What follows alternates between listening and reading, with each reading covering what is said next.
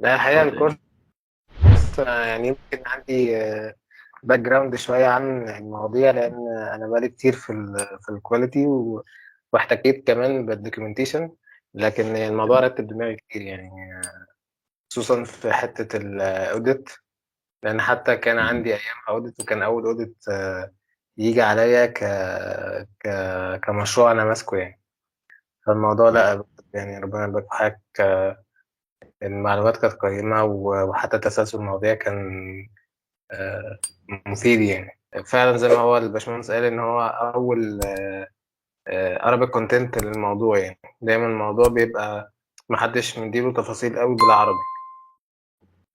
تمام. ف كدوكيومنتيشن وكمحتوى وكتسلسل الكورس من اول سيشن لاخر سيشن ماشي في الاتجاه يعني بتاعنا حتى المظبوط.